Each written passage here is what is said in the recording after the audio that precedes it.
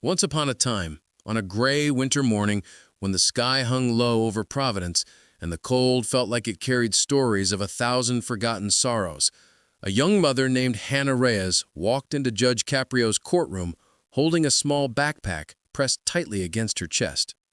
She wasn't carrying it for convenience. She was holding it the way some people hold memories, carefully, protectively, like letting go would break something inside them. She looked too young to have eyes that sad.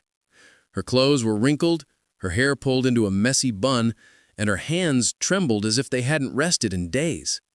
But her face held a silence that only grief can carve into a person. When her case was called, she stepped forward slowly, almost timidly. Her voice was so soft the clerk had to repeat her name louder. "Hannah Reyes." Judge Caprio gazed at her with his familiar warmth, but something about her made his expression soften even further, as if he sensed a deeper storm before she even spoke. "Ms. Reyes," he said kindly, "you're here for multiple violations, parking tickets, missed registrations, failure to appear, quite a lot for someone your age. What's going on?" Hannah swallowed hard, gripping the small backpack closer to her chest. "I'm sorry, Your Honor. I wasn't trying to ignore anything. I had other things happening. I wasn't thinking straight." Caprio nodded gently. "Tell me what's been happening." Hannah's breath shook as she tried to speak. Her lips trembled, her fingers tightened around the straps of the backpack. Inside was a small stuffed bear, pink, worn, with one eye missing. The silence in the courtroom was heavy.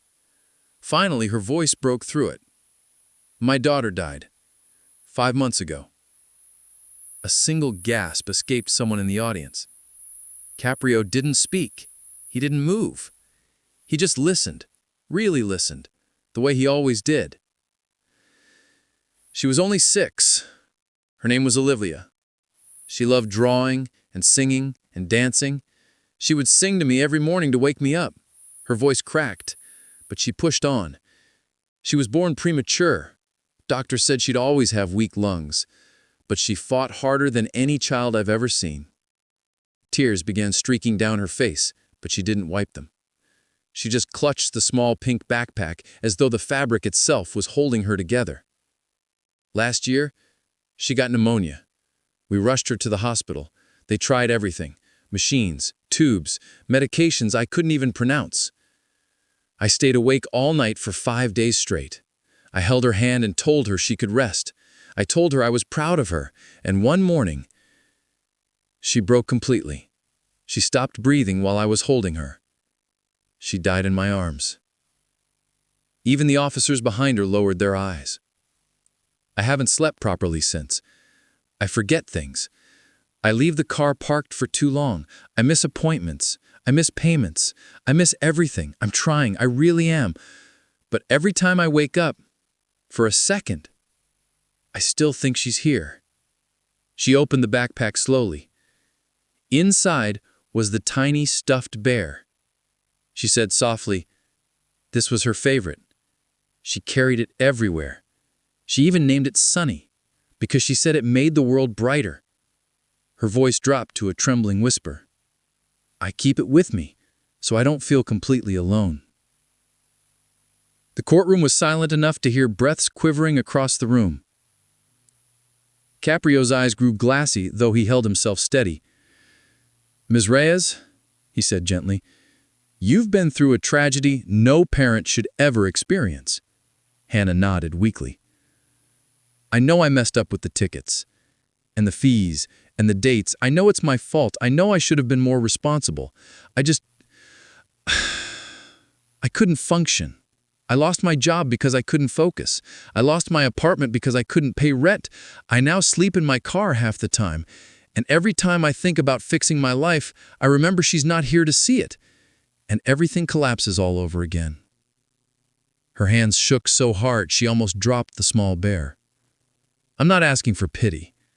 I'm just trying to survive long enough to figure out how to live without her." Judge Caprio took a slow breath. "Do you have any support?" he asked softly. Hannah shook her head. "My parents died years ago. Olivia's father left before she was born. I'm the only person I have. Or was. Caprio looked down at the thick stack of violations, fines that would crush any struggling person, let alone someone drowning in grief. He gently closed the folder. Ms. Rez, the purpose of this court is not to punish people for grieving. What you're carrying isn't just sadness, it's the weight of the entire world. Hannah's chin quivered. These fines, Caprio continued, won't bring Olivia back. They won't help you rebuild. They won't lift you out of the darkness you're trying so hard to survive. He looked at her with warm, unwavering eyes. I'm dismissing everything. Every fine, every penalty, every violation. Hannah's breath caught in her chest. Her eyes widened. She shook her head in disbelief as though she had misheard. All of them? She whispered. All of them, Caprio said with a gentle smile.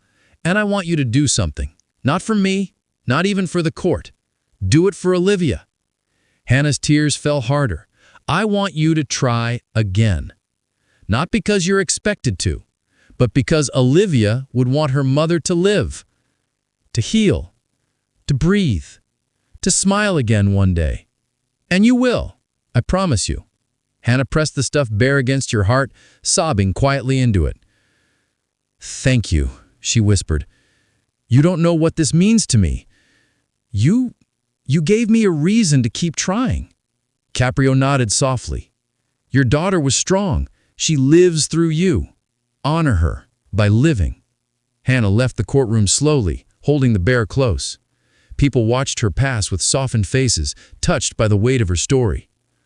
The door closed behind her, and the room remained silent for a long time. And Judge Caprio, looking down at the empty podium where she had stood, whispered under his breath, Some verdicts are not about the law.